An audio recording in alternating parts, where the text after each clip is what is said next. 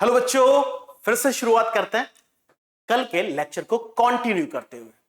कल के लेक्चर में हमने ग्राफ के बारे में बात करनी स्टार्ट कर दी थी और एक लीनियर ग्राफ कैसे ड्रॉ किया जाए या फिर लीनियर फंक्शन का ग्राफिकल प्रेजेंटेशन कैसे होगा वो मैंने डिस्कशन में ले लिया था। आप यार बहुत बारीकी से बहुत ध्यान से स्टडी कीजिए क्योंकि फिजिक्स आपकी मैं आसान बनाने वाला हूं, क्योंकि फिजिक्स को हमें याद बिल्कुल नहीं करना, समझना है, अंडरस्टैंडिंग मेंटेन करनी है कहानी के फॉर्म में। आगे मैं क्वेश्चंस को कहानी ही बनाने वाला हूं, स्टोरी लाइन क्रिएट करने वाले हैं और आपको पता है डायरेक्टर कौन रहेगा? डायरेक्टर अपन रहेगा। तो ग्राफ की का दूसरा लेक्चर, ग्राफ 2, दूसरा लेक्चर। कल मैंने लीनियर फंक्शन की बात की, उसका ग्राफिकल रिप्रेजेंटेशन कैसा होगा यह भी हमने डिस्कशन में ले लिया। आज मैं एक नए फंक्शन की बात करता हूं। आज हम बात करेंगे क्वाड्रेटिक फंक्शन। क्वाड्रेटिक फंक्शन, ठीक है। क्वाड्रेटिक फंक्शन स्टैंडर्ड कैसा होता है? Like y is equal to ax square plus bx plus c। यहां पे x इंडिपेंडेंट वेरिएबल है और y डिपेंडेंट वेरिएबल, यानी रिलेशन आपके पास y is directly proportional to x square, इस टाइप का हो सकता है। अगर कभी रिलेशन आपको y is directly proportional to x square type का मिलता है तो ध्यान रखो, इसकी जो ज्योमेट्री प्लॉट होती है, इसकी जो ज्योमेट्री प्लॉट होती है वो कुछ इस प्रकार की, y एंड x, इस टाइप की ज्योमेट्री बनती है। और इस ज्योमेट्री को, अब स्ट्रेट लाइन तो है नहीं, इसको ज्योमेट्री को बोलते हैं बेटा पैराबोला। क्या कहते हैं? पैराबोला। आप मुझसे क्रॉस क्वेश्चन कर सकते थे कि सर आपको कैसे पता चला ये ऐसा कर्व ही बनेगा? अरे भाई, x की डिफरेंट डिफरेंट वैल्यू पे y की डिफरेंट डिफरेंट वैल्यूज मिलने वाली हैं, और अगर आप उन वैल्यूज को ग्राफ में या फिर कार्टेशियन सेक्शन प्लेन में प्लॉट करोगे तो 100% इस टाइप की ज्योमेट्री ही बनने वाली है। 100% इस टाइप की ज्योमेट्री बनने वाली है। आपको कि सर क्या एक्यूरेट जो आपने ड्रॉ किए बिल्कुल ऐसी ही? मैं कहूंगा यहां पे हम एक्यूरेट ड्राइंग की बात ही नहीं कर रहे, हम उससे मिलती जुलती इमेज की बात कर रहे हैं। मतलब जो पैराबोला बनेगा क्वाड्रेटिक, यानी कभी भी relation wise directly proportional to X square type होता है, 100% जो पैराबोला बनेगा या फिर ज्योमेट्री बनेगी वो ऐसी ही बनेगी। हाँ, हो सकता है वो थोड़ी सी ऐसे नैरो हो या फिर ये थोड़ा सा लिफ्टेड हो, लेकिन ओपनिंग हमेशा किधर की तरफ होगी? ऊपर की तरफ ही होगी। हम यहां पे जो इमेज बना रहे हैं, जो मैं यहां पे प्लॉट कर रहा हूं, वो उससे मिलती जुलती इमेज प्लॉट कर रहा हूं, एक्यूरेट इमेज प्लॉट नहीं कर रहा। क्योंकि आपको पता है जब आप क्वेश्चन सॉल्व कर रहे होंगे, यानी फिजिक्स के क्वेश्चन हम जब सॉल्व कर रहे होंगे, तो वहां पे आपके सामने एक्यूरेट इमेज बनाने की उनको जरूरत नहीं होती है, वो उससे मिलती जुलती इमेज ही आपके सामने प्रेजेंट करते हैं। अगर रिलेशन कभी भी y is directly proportional to minus of X square type, इसकी ज्योमेट्री कैसी बनती है देखते हैं। इसकी ज्योमेट्री कुछ इस प्रकार की बनती है।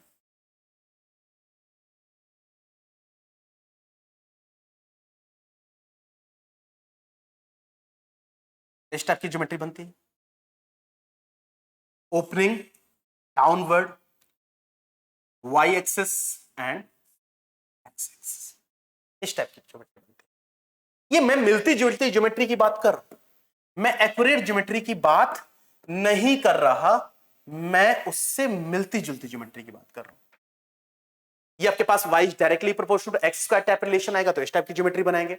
y directly proportional to minus of X square का प्लॉट आएगा तो इस टाइप की ज्योमेट्री बनाएंगे। अगर मैं आपसे कहूं x is directly proportional to Y square,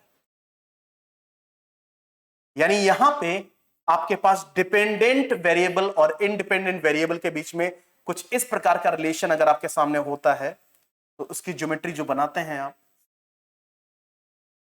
वो इस प्रकार की, this is the y and x, ये y एंड x, यानी ओपनिंग x साइड हो जाएगी। इसे याद करने का सबसे अच्छा तरीका है, जिसकी पावर ज्यादा उसकी साइड ओपनिंग नहीं करेंगे, जिसकी पावर कम है उसकी साइड ओपनिंग कर देंगे। अगर आपके पास x is directly proportional to minus of Y square है, इसकी ज्योमेट्री आपको प्लॉट करनी है, तो इसकी ज्योमेट्री कुछ इस प्रकार की होगी।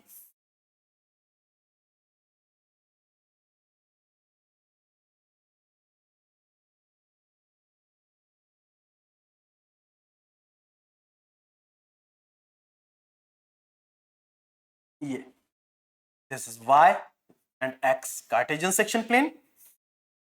मैंने फिर से आपको एक बात बता दूं, मैं एक्यूरेट ज्योमेट्री की बात नहीं कर रहा, ठीक है। कभी भी x is directly proportional to minus of y square relation आता तो ज्योमेट्री ऐसी बनेगी, x is directly proportional to y square ऐसा, y is directly proportional to x square and minus of y x square, इस type की geometry plot होती है। ये फंडामेंटली ट्रू है। क्लियर? ओके, मैं एक एग्जांपल लूंगा और उससे ज्योमेट्री प्लॉट करेंगे। लाइक मैंने लिया y is equal to 5x square plus of 2, तो ये क्वाड्रेटिक फंक्शन है, ऑब्वियसली क्वाड्रेटिक फंक्शन है, क्वाड्रेटिक फंक्शन है, और वो भी किस टाइप का, y directly proportional to x square. तो फंडामेंटली दिमाग में एक बात आ गई कि ओपनिंग ऊपर की तरफ होगी, y एक्सिस की तरफ। अगर मैं यहां पे c की बात करूं तो c की वैल्यू T2 है, मतलब अगर मैं पैराबोला ड्रॉ करूंगा तो पैराबोला y एक्सिस को किस पॉइंट पे कट करता हुआ जाएगा, इस पॉइंट को। और आपको पता है ओपनिंग किधर की तरफ होगी, ओपनिंग ऐसे ऊपर की तरफ। ये आपके पास है y is equal to 5x square plus of 2 का ग्राफ। आप होगा सर इस 5 का कोई रोल नहीं है, मैं आपको बता देना चाहता हूं ये 5 इस ग्राफ के स्लोप को तय करता है, ढलान को तय करता है। मैं बता देता हूं, ये आपके पास है 5, या फिर फंडामेंटली इसको आप a बोलते हैं। a की वैल्यू जितनी ज्यादा होती है ये उतना ही नैरो बनता जाता है, यानी स्लोप इसका उतना ही बढ़ता जाता है। ए इसके स्लोप को तय करता है, स्लोप हिंदी में ढलान को तय करता है। और आपको पता है कि ए की वैल्यू जितनी ज्यादा होगी ये उतना ही नैरो होता चला जाएगा, ए की वैल्यू जितनी कम होगी ये उतना ही वाइड होता चला जाएगा। यानी कहीं ना कहीं यहां से स्लोप डिफाइंड होता है। फर्दर मैं इसके डीप डिस्कशन पे जब जाऊंगा, इसकी एनालिसिस पे जब जाऊंगा, तब शायद आपको चीज पता चल जाए। अभी हम केवल और केवल इसके ज्योमेट्री की बात कर रहे हैं, इसके डिजाइन की बात कर रहे हैं। मेरे पास एक रिलेशन है y is equal to minus of 5x square minus of 2, ये, या फिर plus of 5x square minus of 2। अब आपको पता है कि y is directly proportional to x square, लेकिन c की वैल्यू कितनी है, माइनस ऑफ 2, ओपनिंग अपवर्ड। लेकिन c ये रिप्रेजेंट कर रहा है कि ये y एक्सिस है, ये x एक्सिस है, c है 1 एंड 2, मतलब ये बेस लाइन। और आपको पता है ओपनिंग किधर की तरफ होगी, ओपनिंग ऊपर की तरफ। This is y and now x। Clear? तो इस प्रकार की ज्योमेट्री आपके सामने ड्रॉ होती है। अभी मैं आपके सामने ax square plus c data analyse करके दे रहा हूं। मैं अभी x स्क्वायर प्लस bx वाला पोर्शन मैंने उठाया नहीं है, मतलब मैंने अभी फंडामेंटली जो आपके सामने इक्वेशंस ली, या फिर बोल सकते हो फंक्शंस लिए, उन फंक्शंस में मैंने bx वाले पार्ट को नहीं लिखा है। मैं आगे चल के उस bx पार्ट को भी इंट्रोड्यूस करने वाला हूं, लेकिन अभी मैं फर्दर y इंटरसेप्ट और स्लोप के रिस्पेक्ट पर रिजल्ट दे रहा हूं। क्लियर है? तो ज्योमेट्री कैसी बनेगी वो शायद आपको आइडिया लग गया होगा। ठीक है, अगर आपके पास रिलेशन ये है, like y is equal to 3x square, तो सिंपल c की वैल्यू यहां पे कितनी है, 0, मतलब ग्राफ कहां से पास होगा, ओरिजिन को टच करते हुए जाएगा, यानी ओरिजिन से मुड़ेगा। और ओपनिंग किधर की तरफ होगी, ओपनिंग ऊपर की तरफ। This is y and clear? Clear बच्चों? तो अगर मैं किसी क्वाड्रेटिक फंक्शन की बात करता हूं तो क्वाड्रेटिक फंक्शन को ज्योमेट्रिकली या ज्योग्राफिकली, सॉरी ज्योमेट्रिकली आप कैसे प्लॉट करते हैं, उसका इमेज कैसा बनेगा, वो ये आपको समझ में आ गया होगा। ठीक है, अच्छा एक बात और, अब आपके पास मान लेते एक फंक्शन आया y is equal to 10x square plus of 5x plus of 2। मुझे इसका प्लॉट बनाना, तो सबसे पहले तो ये पता चल गया ये y is directly proportional to x square है, इसका मतलब ओपनिंग तो ऊपर की तरफ होगी। c की वैल्यू यहां पे 2 है, इसका मतलब y जो ग्राफ है, यानी जो पैराबोला है, वो y एक्सिस को 2 पॉइंट पे कट करता हुआ जाएगा। लेकिन मुड़ेगा कहां से, ये बात बता देते हैं। आपको पता है पैराबोला एक पॉइंट पे मुड़ता है, वो पॉइंट ये है, इसमें ये पॉइंट है, इसमें ये पॉइंट है। अब मैं एग्जैक्टली आपको बता पाऊंगा पैराबोला कहां से मुड़ेगा, यानी उसका जो टर्न पॉइंट है वो कौन सा है। उसके लिए आप सिंपली क्या करो, इसका एक बार डिफरेंशिएशन कर दो। This is dy by dx is equal to 20x plus of 5। इसको आप 0 के बराबर कर दो, क्योंकि आपको मैं बता देना चाहता हूं बेटा कि जिस पॉइंट पे पैराबोला मुड़ता है उस पॉइंट पे पैराबोला का जो स्लोप होता है, जो ढलान होती है, वो 0 होती है। इस पॉइंट की बात करें तो यहां पे ढलान क्या है, स्लोप क्या है बेटा? आपको पता है कि स्लोप फाइंड आउट करने के लिए वहां से पास होती हुई, उस पॉइंट से टच करती हुई एक आप टेंजेंट ड्रॉ करते हैं, और आप देख पा रहे हैं कि टेंजेंट एक्स एक्सिस के साथ 0 डिग्री एंगल बना रही है। इसका मतलब यहां पे स्लोप कितना है, 0। ठीक है, तो अगर मुझे कभी भी किसी पैराबोला या फिर क्वाड्रेटिक फंक्शन में ग्राफ का वो पॉइंट पता करना है जहां पे स्लोप 0 हो, तो मैं एक बार इसको डिफरेंशिएट करके 0 के बराबर कर दूंगा, क्योंकि डिफरेंशिएशन का ग्राफिकल मतलब टू फाइंड द स्लोप ही होता है। यहां से 20x plus of 5 is equal to 0, x is equal to -5 by 20 यानी -1/4 that is equal to -0.25। This the x। मतलब मुझे ये पता चल गया कि वो पैराबोला मुड़ेगा कहां से, किस पॉइंट को कट करते हुए जाएगा और किस डायरेक्शन में ओपनिंग होगी। ये सारी बातें यहां पे एनालाइज्ड। अब इसका ग्राफ बनाते हैं, एक्यूरेट एंड एग्जैक्ट ग्राफ।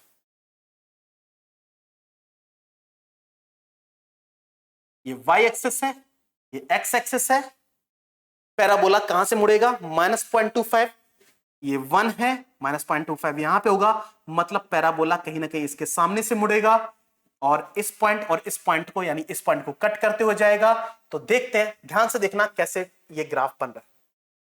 ये ग्राफ कुछ ऐसे बनेगा, देखना ध्यान से। मुझे इसे यहां से मोड़ना है और इसे यहां से होके गुजारना है, ओपनिंग ऊपर की तरफ करनी है। तो मुझे बताओ, क्या मुझे पैराबोला कुछ इस प्रकार से बनाना पड़ेगा? अरे हाँ या ना बोलो। देख पा रहे हो किसके सामने से मुड़ रहा है, इसके सामने से मुड़ रहा है। किसके, -0.25 के सामने से मुड़ रहा है। किस पॉइंट को कट करते हुए जा रहा है, 2 को कट करते हुए जा रहा है, और ओपनिंग किधर की तरफ है, y की तरफ है। तो मुझे बताओ क्या पैराबोला कुछ इस टाइप से बनेगा? अरे हाँ या ना। तो यहां पे आप ये कह सकते हैं कि मोस्ट एक्यूरेट की तरफ आप बढ़ रहे हैं।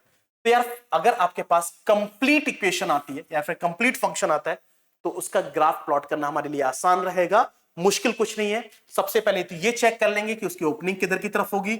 y इंटरसेप्ट से ये पता चला जाएगा कि ग्राफ y एक्सिस को किस पॉइंट पे कट करता जाएगा। फिर उसके बाद आप स्लोप फाइंड आउट कर लीजिए। मैं आपको बता देना चाहता हूं कि पैराबोला में एक पॉइंट ऐसा होता है जहां पे स्लोप 0 होता है, यानी ढलान 0 होती है, और आपको पता है उसके लिए आप 0 कर दो और x की वैल्यू मुझे पता चल जाएगी कि किस पॉइंट पे स्लोप 0 है। उससे आप ये ग्राफ आसानी से प्लॉट कर सकते हो। तो क्वाड्रेटिक फंक्शन की ज्योमेट्री कैसी बनती है? आपके सामने कभी भी कोई फंक्शन आ जाता है फिजिक्स में, या फिर कोई भी ग्राफिकल रिप्रेजेंटेशन आ जाता है, वो भी पैराबोला, तो आप 100% उस रिलेशन की अंडरस्टैंडिंग आप आसानी से मेंटेन कर सकते हो। क्लियर? तो पैराबोला कुछ इस टाइप से फाइंड आउट कर सकते हैं या फिर ड्रॉ करते हैं। क्लियर? क्लियर बच्चे? तो ये आपके पास है linear function and quadratic function. तो यार पहले लेक्चर में हमने लीनियर फंक्शन का ग्राफिकल रिप्रेजेंटेशन क्या होगा, सेकेंड लेक्चर में क्वाड्रेटिक फंक्शन का ग्राफिकल रिप्रेजेंटेशन क्या होगा, ये हमने सीखा। और सेशन में हम आज यहीं तक बात करने वाले हैं। तो यार अच्छे से पढ़ाई करते रहो, मेहनत करते रहो, आपने चीजों को बहुत अच्छे सीखना है। और 100% मैं आपको ये वादा करता हूं कि यार मैं चीजों को बड़े आसानी से आपके सामने डिलीवर कर दूंगा। सो आज के लिए इतना, मिलते हैं नेक्स्ट। तब तक के लिए आप सभी को बहुत बहुत धन्यवाद। Thank you so much.